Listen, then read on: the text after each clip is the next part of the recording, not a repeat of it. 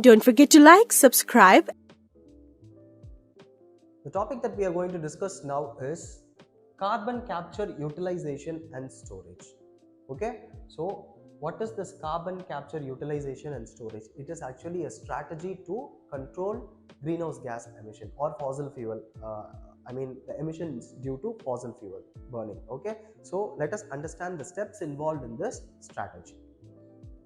So recently, experts highlighted the need for investment from both government as well as industry in this carbon capture, utilization and storage strategy. Okay, so it is actually a set of technologies and processes which is aimed at mitigating carbon dioxide emission. First point, which is generated from large scale point sources. Okay, what are all the point sources that we have? Power plants, industrial facilities and refineries. These are all the large scale point sources which is responsible for high amount of greenhouse gas emissions. Okay, so this is being addressed by this technology and process, that is CCUS, carbon capture, utilization and storage. Okay, the primary goal of this CCUS is to prevent CO2 from being released into the atmosphere. So carbon dioxide must not be released into the atmosphere. So the primary focus here is with respect to carbon dioxide, very important. Okay, and then it is considered as a crucial strategy for reduction of greenhouse gas emission from the industries.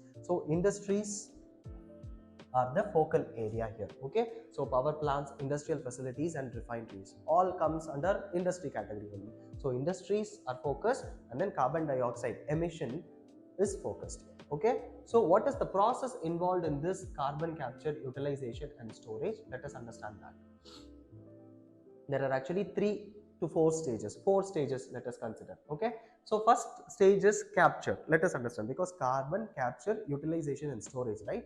Storage. Okay, so first is capture. So this step involves capturing carbon dioxide emissions at their source. So at the source itself, this carbon dioxide emissions has to be captured before they are released into the air. Okay, next is there are various capture technologies which includes post combustion capture, pre combustion capture and oxy-fuel combustion. These are all the technologies which is involved in capture of carbon dioxide. Okay, so a question based on this can be asked. Okay, so post combustion capture, pre combustion capture and oxy-fuel combustion, these are all the technologies involved in capturing carbon dioxide. The next step in this process is transport, because after capturing the carbon dioxide it has to be transported, right? So this step involves moving compressed carbon dioxide. So the carbon dioxide is captured and compressed. Okay, so the compressed carbon dioxide is transported by ship and pipelines from the point of capture to the point of storage. So the next topic or the next step here is storage, obviously. Okay, so storage, the transported carbon dioxide is stored in underground geological formations. Very important. Okay, a question based on this was already asked in UPSC Prelims. Okay, so where are they stored? The question based on that was asked. Okay, so the transported carbon dioxide is stored in the underground geological formation, which include depleted oil and gas fields or deep saline aquifers. These are all the areas where it is stored, and after storage it has to be utilized. Okay, it is not only dumping the carbon dioxide, it is also utilization of that carbon dioxide. Okay, so once captured, the carbon dioxide can be utilized in various ways rather than being released into the atmosphere. So this may include how it is utilized. It is used in industrial processes which involves manufacturing of chemicals and fuels. Okay, so this is what the entire process of carbon capture, utilization and storage, or carbon capture, storage and utilization. So this is how it happens: carbon capture, utilization and storage. It is being captured here and then it is stored in these aquifers and then it is utilized, and then transportation is there everywhere. Okay, it has to be transported from here to here and then it has to be transported from here to here. So transportation is there everywhere, but then the 3 important step here is capture, storage and utilization. So this is what we need to know about this methodology or technology which involves capturing carbon dioxide and utilizing it later. So the main aim is to abate or to eliminate carbon dioxide emission into atmosphere. Okay.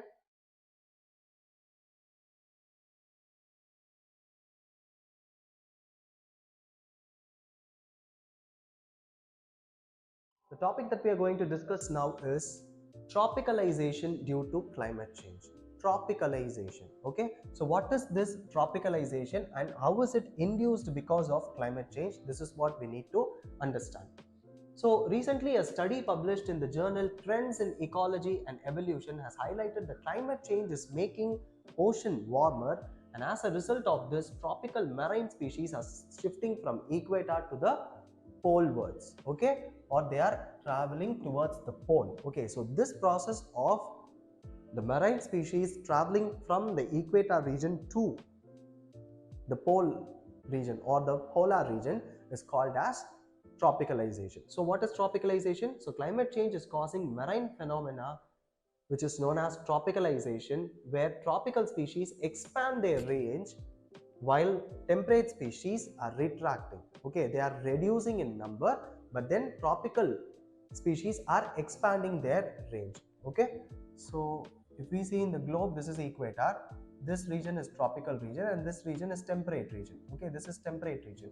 So what is happening is the tropical species are traveling to temperate region because of rising temperature of waters. Okay, so this is what is happening.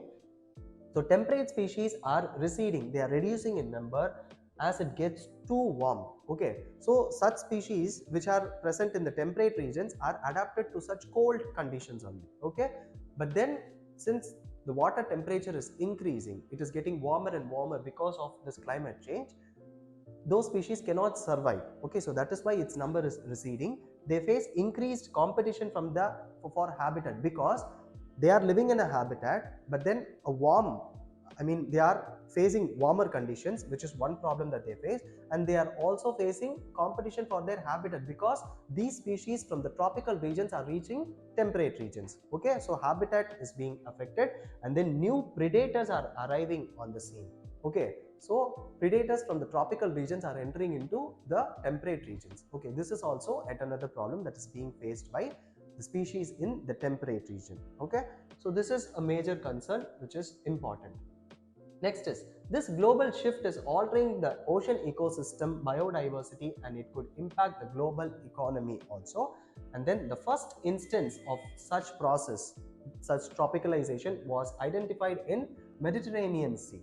That is because Mediterranean Sea is considered as the tropicalization hotspot due to increase in tropical species. Very important. Okay, so statements like this are important from exam point of view, that Mediterranean Sea is considered as the tropicalization hotspot. Okay, that is because of increase in tropical species in that region.